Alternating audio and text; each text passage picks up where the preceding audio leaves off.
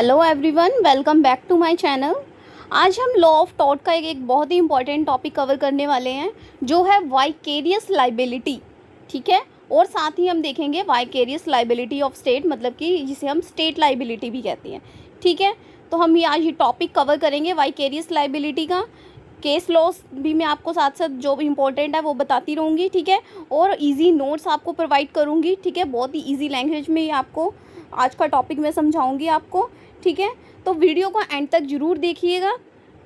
अगर अभी तक आपने मेरे चैनल को सब्सक्राइब नहीं किया है, पहले जाके चैनल को सब्सक्राइब कर दीजिएगा। अगर आपको मेरे नोट्स चाहिए वाइकेरियस लाइबिलिटी के, ठीक है, इस वीडियो के, या फिर किसी और लॉ सब्जेक्ट्स के आपको नोट्स चाहिए, तो आप मुझे टेलीग्राम पे डीएम कर सकते हैं and WhatsApp number also given in my description. So let's start. एक बात मैं आपको बताना चाहती हूँ कि ये जो आज हम टॉपिक कवर कर रहे हैं, ये एलएलबी, एलएलएम, जुडिशी, आगे जाके आपके किसी भी कॉम्पिटिटिव एग्ज़ाम के लिए ये टॉपिक बहुत ही इंपॉर्टेंट है। ठीक है, तो चलिए वीडियो को स्टार्ट करते हैं। पहले देखते हैं वाइकेरियस लाइबिलिटी का मीनिंग क्या होता है। ठीक है, vicarious liability means the liability of one person for the wrongful act or a tort committed by the another person. It is an exception to the general rule that a person is liable only for his own wrongful act. Under this doctrine, a person may be held liable for the tort committed by the another person because of the relationship between them. ठीक है, इसका क्या मतलब है कि एक person को किसी दूसरे पर्सन के रॉन्गफुल एक्ट, मतलब कि टॉर्ट के लिए लाइबल माना जा सकता है। ठीक है, नॉर्मली रूल क्या होता है कि हर इंसान सिर्फ अपने रॉन्गफुल एक्ट के लिए लाइबल होता है। ठीक है, बट वाइकेरियस लाइबिलिटी में क्या है, वाइकेरियस लाइबिलिटी में क्या है कि एक व्यक्ति को किसी दूसरे पर्सन की रॉन्गफुल एक्ट यानी कि टॉर्ट के लिए भी लाइबल माना जाएगा। ठीक है, लेकिन वेकेरियस लाइबिलिटी एक जनरल रूल का एक्सेप्शन है। ठीक है, क्या है, it is an exception to the general rule. ठीक है, वाइकेरियस लाइबिलिटी क्या है, एक एक्सेप्शन है जनरल रूल की। ठीक है, जहाँ पे लाइबिलिटी रिलेशनशिप की वजह से आती है। ये नहीं कि हर जगह आप किसी के भी एक्ट के लिए लाइबल माने जाओगे, नहीं, आप सिर्फ वहीं लाइबल माने जाओगे जहाँ पर आपका रिलेशनशिप होता है। ठीक है, वो कौन सा रिलेशनशिप होता है वो हम आगे जाके मैं आपको बताऊँगी। ठीक है, अब इसके बाद देखते हैं डेफिनेशन। देखते हैं डेफिनेशन में आपको क्या बता रहे हैं कि पहले डेफिनेशन में सालमन ने डेफिनेशन दी है वाइकेरियस लाइबिलिटी की। A person may be liable for the tort committed by the another although he has himself committed और he has himself committed no wrongful act. ठीक है, इसमें क्या कह रहे हैं कि इस डेफिनेशन का मतलब क्या है कि एक पर्सन ने खुद को रॉन्गफुल एक्ट नहीं किया था, फिर भी लॉ उसको लाइबल मानेगी। ठीक है, अगर दूसरे पर्सन ने उसके बिहाफ के पे या फिर उसके बिहाफ या उनके लीगल रिलेशनशिप के अंडर टॉर्ट किया हो। ठीक है, अब है इसकी मैक्सिम। ये बहुत ही इंपॉर्टेंट मैक्सिम है, आपको भूलनी नहीं है, ये याद रखनी है मैक्सिम। क्वाइट फेसिट पर एलम फेसिट पर से। ठीक है, आपको ये मैक्सिम नहीं भूलनी है, आगे जाके ये बहुत ही इंपॉर्टेंट है। कॉम्पिटिटिव एग्जाम में भी आपको एमसीक्यूज फॉर्म में आ जाता है ये क्वेश्चंस। ठीक है, इसका मतलब क्या है ये इस मैक्सिम का। ठीक है, वो act through another is deem to be act himself. ठीक है, मतलब कि जो किसी दूसरे से काम करवाता है, लो उसके एक्ट को अपने एक्ट ही मानती है कि मतलब कि उसने खुद ही वो एक्ट किया है। ठीक है, अगर कोई पर्सन किसी और से एक्ट करवाता है तो वो क्या माना जाएगा, ऐसा माना जाएगा कि उस पर्सन ने वो खुद ही वो एक्ट किया है। ठीक है, अब आगे आइए, course of employment. Course of employment क्या होता है। ठीक है, इसमें क्या कह रहे हैं कि an act is with in the course of employment if employer तभी लाइबल होगा जब एम्प्लॉय ने wrongful act course of employment के अंदर किया होगा। ठीक है, कोर्स ऑफ एम्प्लॉयमेंट में पर्सन कब लाइबल होगा, जब किसी पर्सन ने कोर्स ऑफ एम्प्लॉयमेंट के अंदर काम किया होगा। ठीक है, कोर्स ऑफ एम्प्लॉयमेंट का क्या मतलब है कि एम्प्लॉय अपनी ड्यूटी परफॉर्म कर रहा था और या उस ड्यूटी से क्लोजली कनेक्टेड वर्क कर रहा था। ठीक है, अपनी ड्यूटी परफॉर्म कर रहा था या फिर ड्यूटी से रिलेटेड कोई कनेक्टेड वर्क कर रहा था, तो उसको क्या माना जाएगा कि वो क्या किस में था, कोर्स ऑफ एम्प्लॉयमेंट में था। ठीक है, किसी एक्ट को कोर्स ऑफ एम्प्लॉयमेंट तब माना जाएगा जब, फर्स्ट में क्या कह रहे हैं, it is authorised by the employer, जब एक्ट एम्प्लॉयर ने ऑथराइज किया हो, ठीक है, एक्ट क्या करा हो, एम्प्लॉयर ने ऑथराइज किया हो। सेकंड क्या कह रहे हैं, ऑथराइज्ड एक्ट को गलत या फिर अनऑथराइज्ड तरीके से परफॉर्म किया गया हो, ठीक है, जो भी एक्ट उसने एम्प्लॉयर ने ऑथराइज किया था बट वो कैसे कर दिया, अनऑथराइज्ड तरीके से कर दिया। उसने पर्सन ने, एम्प्लॉयर ने इस तरीके से तो बोला ही नहीं था कि इस तरीके से एक्ट करना है, बट उसने दूसरी तरीके से एक्ट कर दिया, मतलब गलत तरीके से एक्ट कर दिया एम्प्लॉय ने, ठीक है।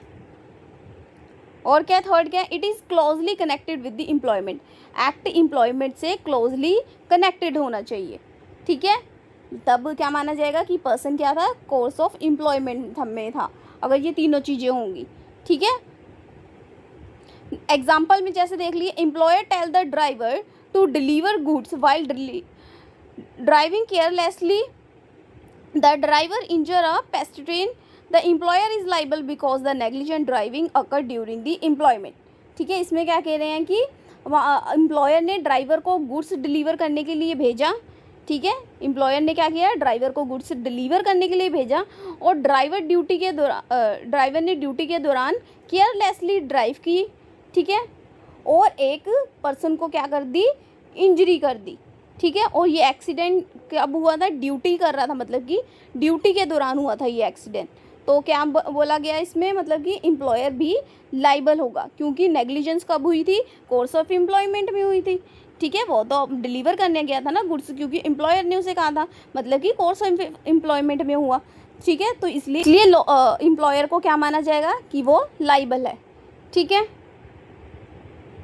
Next, exception when vicarious liability does not apply, मतलब कि कुछ सिचुएशंस हैं जहाँ पर वाइकेरियस लाइबिलिटी अप्लाई नहीं होती है। वो कौन कौन सी सिचुएशन है, फर्स्ट है हमारी जैसे कि employer acts outside the employment, ठीक है, अगर एम्प्लॉय अपनी ड्यूटी से बाहर जाकर कोई रॉन्गफुल एक्ट करता है तो एम्प्लॉयर लाइबल नहीं होगा, ठीक है। सेकंड में क्या कह रहे हैं कि इंडिपेंडेंट कॉन्ट्रैक्टर जनरल रूल, मतलब कि जनरल रूल के अकॉर्डिंग इंडिपेंडेंट कॉन्ट्रैक्टर के एक्ट के लिए एम्प्लॉयर लाइबल नहीं होता, ठीक है, इंडिपेंडेंट कॉन्ट्रैक्टर के एक्ट के लिए एम्प्लॉयर लाइबल नहीं होगा, ये याद रखना आप, ठीक है। नेक्स्ट थर्ड में क्या कह रहे हैं, employ commit purely personal act, ठीक है, अगर एम्प्लॉय अपने पर्सनल काम के लिए रॉन्गफुल एक्ट करता है, ठीक है, तो एम्प्लॉयर रिस्पॉन्सिबल नहीं होगा, ठीक है, ये थर्ड हो गया। Criminal act unconnected with the employment, मतलब कि अगर एम्प्लॉय ऐसा कोई क्रिमिनल एक्ट करता है जो उसकी ड्यूटी से कोई भी कनेक्शन नहीं रखता है, ठीक है, कोई भी ऐसा क्रिमिनल एक्ट कर रहा है बट उसकी ड्यूटी से उस चीज़ का कोई कनेक्शन ही नहीं है, तो एम्प्लॉयर यहाँ पे नहीं लाइबल माना जाएगा, ठीक है, एम्प्लॉयर को लाइबल नहीं माना जाएगा।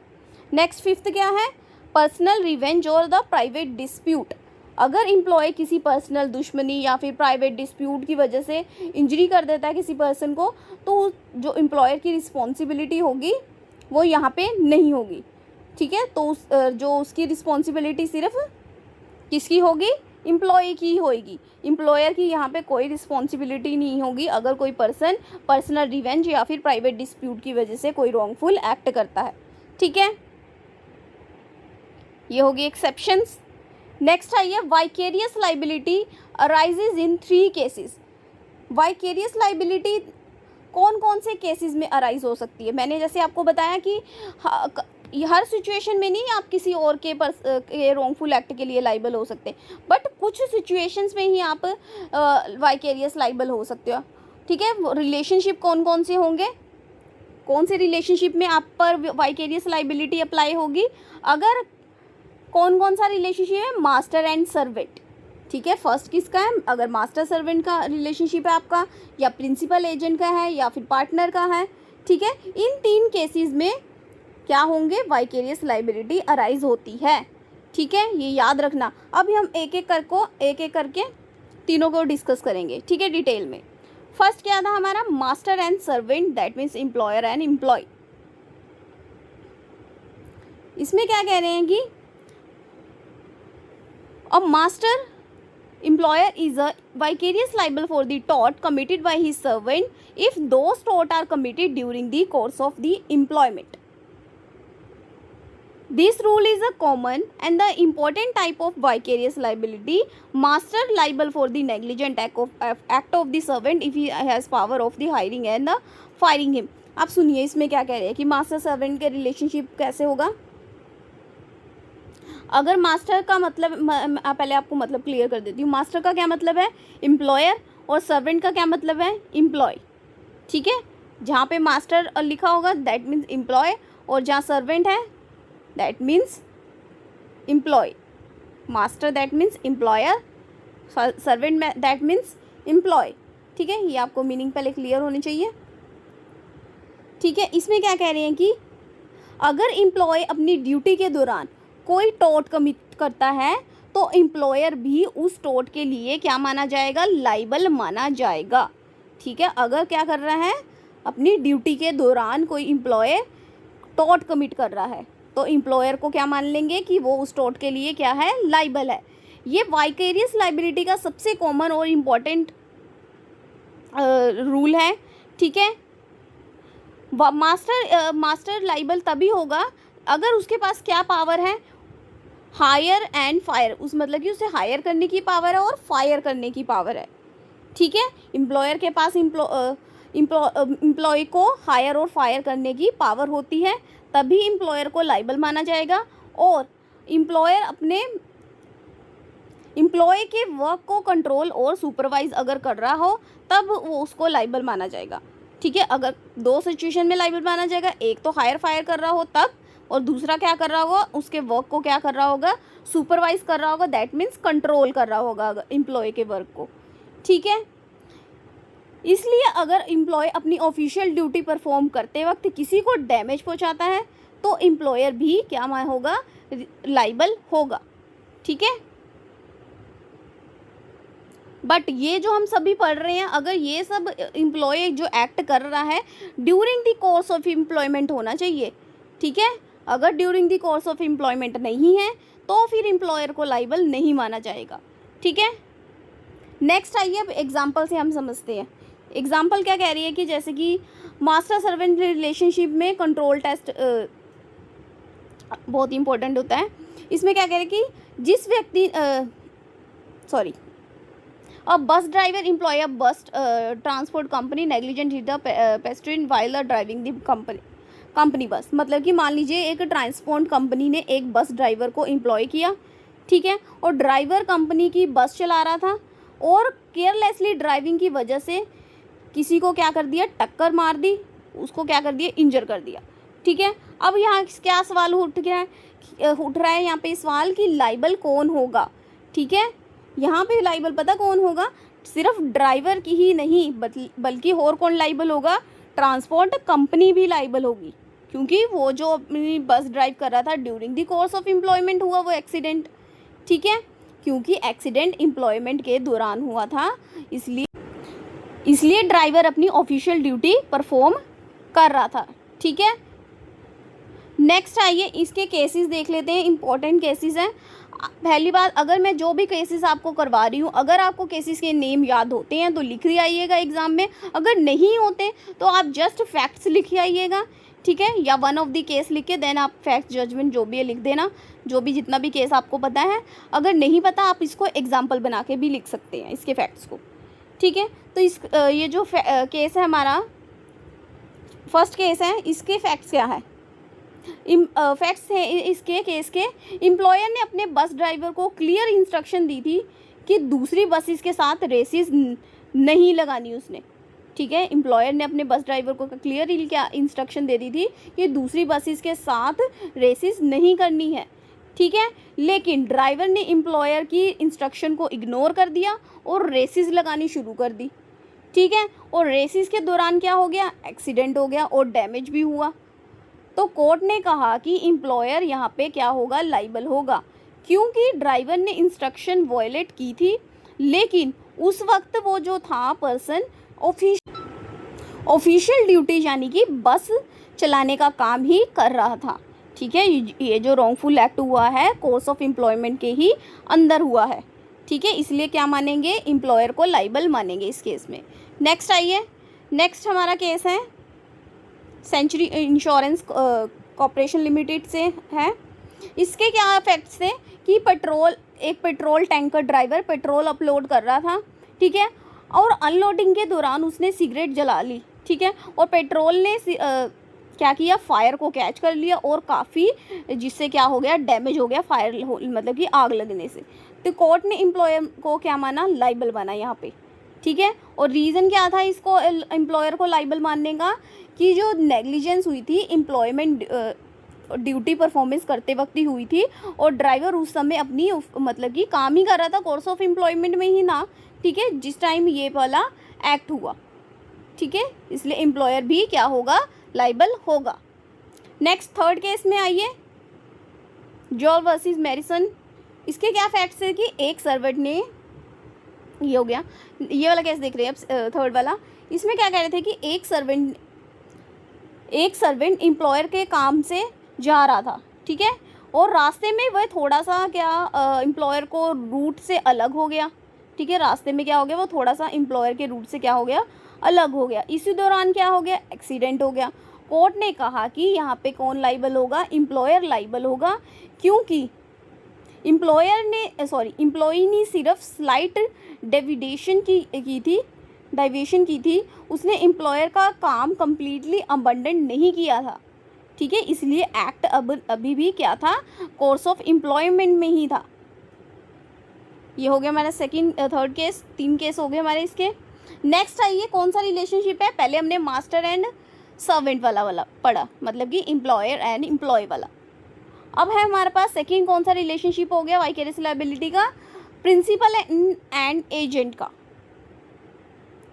इसमें क्या कह रहे हैं, agent is a person authorised to act on the behalf of another person is known as a principal. The principal is liable for the tort committed by the agent while acting with in the scope of authority given by the principal. This principal appoints the agent to represent him and the benefit from the agent action. Therefore, the law makes the principal responsible for the wrongful act committed within the agent's authority. इसमें क्या कह रहे हैं, अगर agent अपनी authority के अंदर रह के कोई टॉर्ट कमिट करता है, ठीक है, एजेंट क्या कर रहा है, अपनी अथॉरिटी के अंदर रह के कोई टॉर्ट कमिट कर रहा है, तो प्रिंसिपल भी उस टॉर्ट के लिए क्या होगा, प्रिंसिपल भी उस टॉर्ट के लिए माना जाएगा कि वो लाइबल है, ठीक है।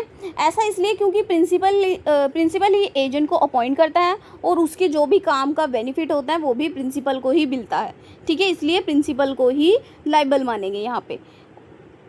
अब इसके एसेंशियल्स देख लेते हैं, कौन कौन से हैं, क्या कौन कौन से 3 कंडीशंस होनी चाहिए। पहली कंडीशन हमारी, a principal and agent relationship must exist, ठीक है, प्रिंसिपल और एजेंट का रिलेशनशिप होना चाहिए, ठीक है। अगर आप वाइकेरियस लायबिलिटी लगाना चाह रहे हो किसी पे, तो आपके पास क्या होना चाहिए, प्रिंसिपल और एजेंट का रिलेशनशिप होना चाहिए, और एजेंट मस्ट कमिट अ टोट, यहाँ पर एजेंट ने टोट कमिट किया हो, ठीक है। थर्ड कंडीशन क्या आ गई, टोट एक्चुअल या फिर अपेरेंट अथॉरिटी के अंदर कमिट हुआ हो, ठीक है, ये तीनों एसेंशियल्स हो गए। नेक्स्ट अब देख लेते हैं केस। पहला केस क्या है हमारा, इसके क्या फैक्ट्स हैं। पहले केस में एक लॉ फर्म के मैनेजिंग क्लर्क ने क्या किया था, फ्रॉड करके एक क्लाइंट से प्रॉपर्टी क्या करवा ली, प्रॉपर्टी ट्रांसफ़र के जो भी डॉक्यूमेंट थे वो साइन करवा लिए थे, ठीक है।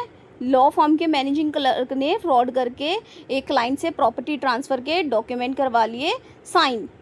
अब कोर्ट ने क्या कहा कि लॉ फर्म लाइबल होगी, यहाँ पे कौन लाइबल होगा, the law firm was held liable, ठीक है। क्यों लाइबल होगी, क्योंकि क्लर्क अपेरेंट अथॉरिटी के अंदर एक्ट कर रहा था, ठीक है। क्लर्क कहाँ एक्ट कर रहा था, अपेरेंट अथॉरिटी के अंदर ही एक्ट कर रहा था, मतलब कि कोर्स ऑफ एम्प्लॉयमेंट में ही वो एक्ट कर रहा था, ठीक है।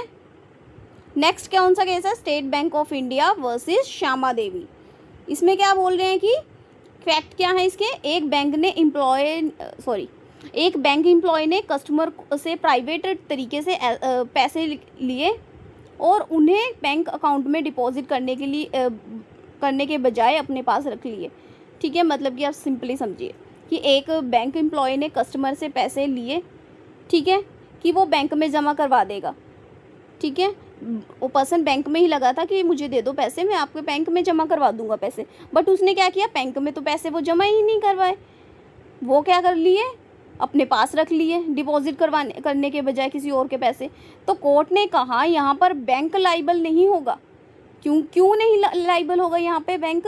क्योंकि एम्प्लॉय ने ऑफिशियल बैंकिंग प्रोसेस फॉलो किया ही नहीं और अपने पर्सनल बेनिफिट के लिए एक्ट किया, ठीक है। तो ये जो भी उसने एक्ट किया ये कोर्स ऑफ एम्प्लॉयमेंट से बाहर था, इसलिए यहाँ पे बैंक लाइबल नहीं होगा। The bank was not liable, ठीक है। नेक्स्ट आइए, थर्ड हमारा है, और कौन सा रिलेशनशिप में वाइकेरियस लाइबिलिटी अराइज होगी? पार्टनर्स का जब रिलेशनशिप होगा। इसमें क्या कह रहे हैं कि इसका पहले समझ लेते हैं। पार्टनरशिप एक ऐसा रिलेशनशिप है जहां दो या फिर दो से ज़्यादा लोग मिलकर क्या करते हैं, बिजनेस चलाते हैं, ठीक है, या फिर उसका प्रॉफिट शेयर करते हैं, उसको हम पार्टनरशिप कहते हैं, ठीक है। अब इसमें वाइकेरियस लाइबिलिटी कैसे अप्लाई हो रही है? A partnership is a relationship between the person who agrees to carry on the business together and share his benefit। ये हमने पार्टनरशिप की डेफिनेशन मैंने आपको बता दी है। Every partner act as an agent for the firm and the of the other, therefore if the one partner commit the tort in the ordinary course of the partnership, the business, all the partners are jointly liable। इसमें कह रहे हैं कि हर partner firm का भी agent होता है, ठीक है, और बैंक बाकी जो पार्टनर्स होते हैं उसका भी एजेंट होता है, ठीक है। हर पार्टनर्स क्या होते हैं, बैंक फर्म का एजेंट होते हैं, ठीक है, और बाकी जो पार्टनर्स होते हैं उसका भी एजेंट होता है, ठीक है। और इसलिए अगर कोई एक पार्टनर पार्टनरशिप बिजनेस के ऑर्डिनरी कोर्स में कोई टॉर्ट कमिट करता है तो सारे के सारे पार्टनर क्या माने जाएंगे, जॉइंटली लाइबल माने जाएंगे। मतलब कि एक ने कोई गलत काम किया तो सभी के सभी लाइबल माने जाएंगे, ठीक है। बहुत फॉर एग्जांपल 5 पर्सन थे, ठीक है, ये 5 पर्सन है, इस वाले पर्सन ने कोई गलत काम कर दिया, ठीक है, बट लाइबल कौन माना जाएगा? सभी लाइबल माने जाएंगे, पांचों के पांचों लाइबल माने जाएंगे कि पांचों ने ही ये काम किया है, ठीक है। ये हो गया हमारा।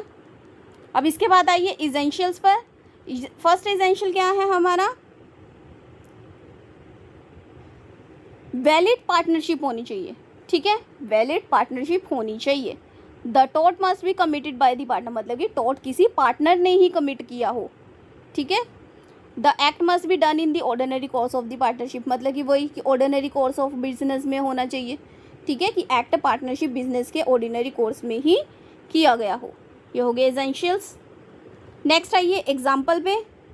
एग्जाम्पल में क्या कह रहे हैं कि लॉ फर्म में 2 पार्टनर्स हैं, ठीक है। एग्जाम्पल मान लीजिए कि एक लॉ फर्म में कितने पार्टनर्स हैं? 2 पार्टनर्स हैं, और एक पार्टनर क्लाइंट का जो केस नेग्लिजेंटली हैंडल कर रहा था और क्लाइंट को क्या हो गया, जिससे लॉस हो गया, ठीक है, नेग्लिजेंटली उसका केस हैंडल कर लिया क्लाइंट का, और जिससे क्लाइंट को क्या हो गया, लॉस हो गया। और क्या बोला कि सिर्फ जिस पार्टनर ने नेग्लिजेंस की है वही फर्म के सभी पार्टनर्स को लाइबल, जिस पार्टनर ने नेग्लिजेंस की है सिर्फ वही नहीं होगा लाइबल, सभी के सभी पार्टनर्स लाइबल होंगे, क्योंकि नेग्लिजेंस जो थी पार्टनरशिप बिजनेस के दौरान ही हुई थी, ठीक है। All the partners are held liable for the negligence because it occur during the firm's business, ठीक है। नेक्स्ट एग्जाम्पल है नीचे। 2 doctor run a clinic as a partner, 1 doctor negligently treats a patient during the clinic are the both partners may be handle liable, ठीक है। इसमें क्या कह रहे हैं सेकंड वाले में कि 2 डॉक्टर पार्टनरशिप में एक क्लिनिक चला रहे थे, ठीक है, 2 डॉक्टर्स क्या चला रहे थे, एक क्लिनिक चला रहे थे अपना मिलकर, और क्लिनिक आवर्स के दौरान एक डॉक्टर ने पेशेंट का केयरलेस ट्रीटमेंट करा था, ठीक है, और पेशेंट को क्या हो गई थी, जिससे इंजरीज हो गई थी, ठीक है। तो इसमें क्या कहा कोर्ट ने, दोनों पार्टनर लाइबल हो सकते हैं क्योंकि रॉन्गफुल जो एक्ट था पार्टनरशिप बिजनेस के ऑर्डिनरी कोर्स में ही हुआ था, ठीक है। ये दोनों एग्जांपल लिख देना। वाइकेरियस लाइबिलिटी ऑफ स्टेट या फिर स्टेट लाइबिलिटी देखते हैं पहले हम इसका मीनिंग क्या है। State liability means the legal responsibility of the government, that means central or state government, to compensate a person for the wrongful act or the negligence committed by its employee while performing their official duties. Under the law of tort, the state may held liable for the act of its servant in the certain situation. ठीक है, state liability का क्या मतलब है?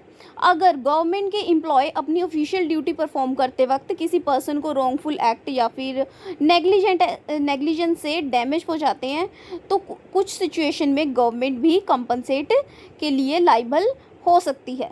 ठीक है, मतलब कि जैसे एक प्राइवेट एम्प्लॉयर अपने एम्प्लॉय के एक्ट के लिए लाइबल हो सकता है, वैसे ही गवर्नमेंट भी अपने एम्प्लॉय के एक्ट के लिए लाइबल हो सकती है। ठीक है, यहाँ पे कौन लाइबल हो जाएगी? गवर्नमेंट लाइबल हो जाएगी, किसके लिए? अपने एम्प्लॉय ही एक्ट के लिए।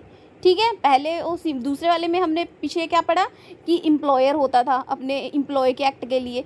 ठीक है, बट स्टेट लाइबिलिटी में क्या है? स्टेट लाइबल हो जाती है, मतलब कि स्टेट या फिर स्टेट गवर्नमेंट या फिर सेंट्रल गवर्नमेंट, दोनों में से कोई भी लाइबल हो सकती है। ठीक है, किसके लिए? कंपनसेट पे करने के लिए। अब डेफिनेशन देखते हैं। State liability is the liability of the government for the tortious act if the servant committed in the course of their employment. It is based on the principle of the vicarious liability where the employer is liable for the wrongful act of its employee. मतलब कि same वही कि government की liability अपने servant के tortious act के लिए, जब उन्हें वो एक्ट अपनी एम्प्लॉयमेंट के कोर्स में किया हो तभी गवर्नमेंट क्या होगी? लाइबल होगी। ठीक है, कब लाइबल होगी? जब वो एक्ट कब किया हो? एम्प्लॉयमेंट के कोर्स में ही किया हो। ठीक है, जो हमने पहले पढ़ा वो वाली चीज़ कोर्स ऑफ एम्प्लॉयमेंट वाली यहाँ पे भी अप्लाई होगी। ठीक है, ये जो डॉक्ट्रिन है स्टेट लाइबिलिटी वाली है, जो किस पे बेस है? ये वाइकेरियस लाइबिलिटी के प्रिंसिपल ही पर बेस है। ठीक है, नेक्स्ट आइए, इसमें क्या अब बता रहे हैं आगे। इंग्लिश लॉ में, in England the rule was the king can do no wrong. This mean the king, that means crown, could not be sued for the torts, but later this rule was changed by the Crown Proceeding Act 1947 while made the crown liable for the many tort committed by its servant. ठीक है, पुराने English law में एक famous principal था जिसे कहते थे the king can do no wrong, कि किंग कुछ भी गलत नहीं कर सकता। ठीक है, इसका मतलब था कि किंग या फिर क्राउन के खिलाफ टोर्ट के लिए सूट फाइल नहीं किया जा सकता। ठीक है, लेकिन बाद में क्राउन प्रोसीडिंग एक्ट 1947 में आया। ठीक है, जिसने इस रूल को क्या कर दिया? चेंज कर दिया। इस एक्ट के बाद क्राउन को भी अपने सर्वेंट के कोई टोर्ट एक्ट के लिए लाइबल माने जाना लगा। ठीक है, ये तो हमने पढ़ लिया इंग्लिश लॉ। अब देखते हैं इंडियन लॉ में क्या है। ठीक है, in India article number 300 of the Indian Constitution provides the Union of the India. The state may sue or be sued. However, the state liability depend on the whether the act was performed in this statutory function or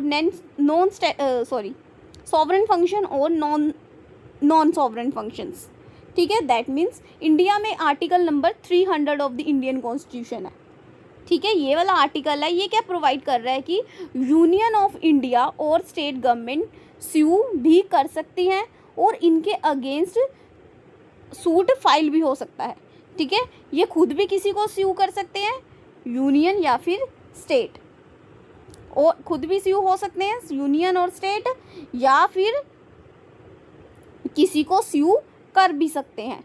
ठीक है, ये बोल रहे हैं इसमें। लेकिन government की liability हर case में नहीं होती है। ठीक है, गवर्नमेंट की लाइबिलिटी कब होगी? ये डिपेंड करेगी कि गवर्नमेंट का फंक्शन क्या है। ठीक है, सर्वेंट फंक्शन था या फिर नॉन सॉवरेन फंक्शन था।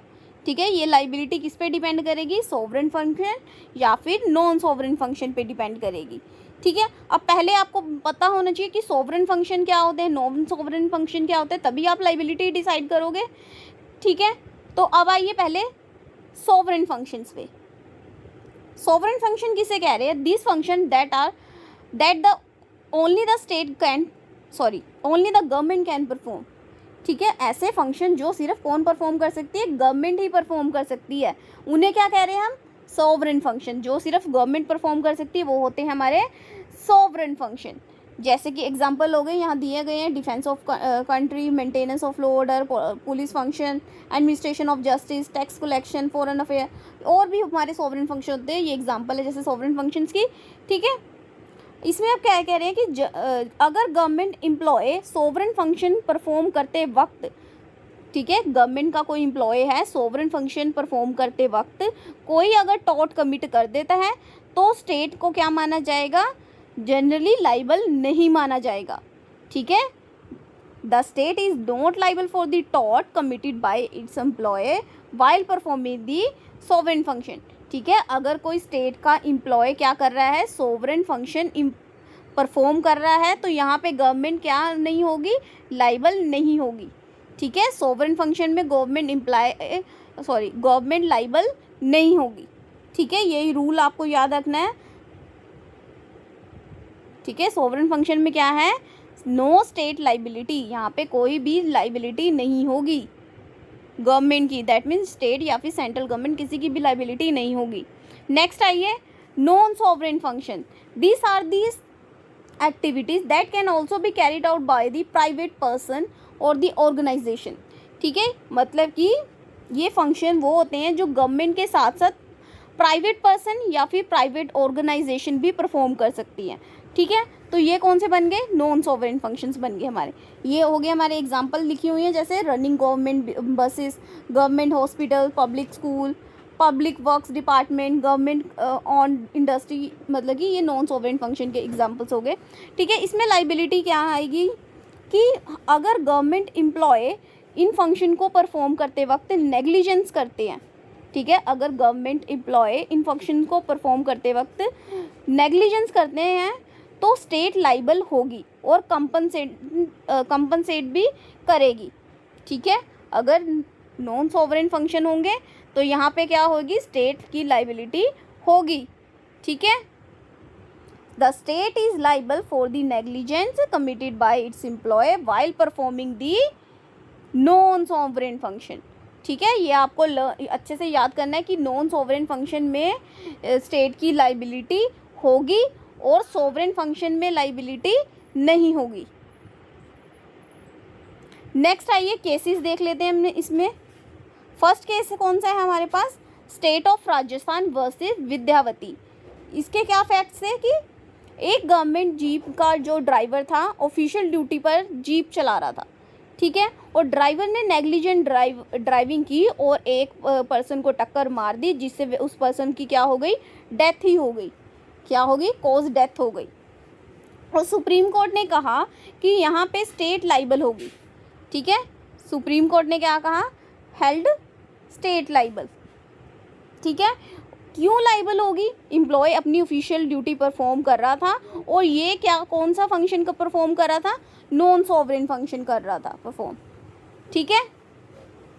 नेक्स्ट केस आइए, Kasturi Lal Ralia Ram Jain versus state of UP, ठीक है। इसके फैक्ट्स क्या थे, पुलिस ने इन्वेस्टिगेशन के दौरान प्लेंटिफ का गोल्ड को क्या कर लिया, सीज कर लिया था और बाद में एक पुलिस ऑफिसर ने वही गोल्ड चोरी कर लिया, ठीक है। उस गोल्ड को क्या कर लिया, बाद में उसी पुलिस ऑफिसर ने क्या कर लिया, चोरी कर लिया, ठीक है। इसमें कोर्ट ने क्या कहा, कोर्ट ने हेल्ड किया कि यहाँ पे कौन लाइबल नहीं, स्टेट लाइबल नहीं होगी।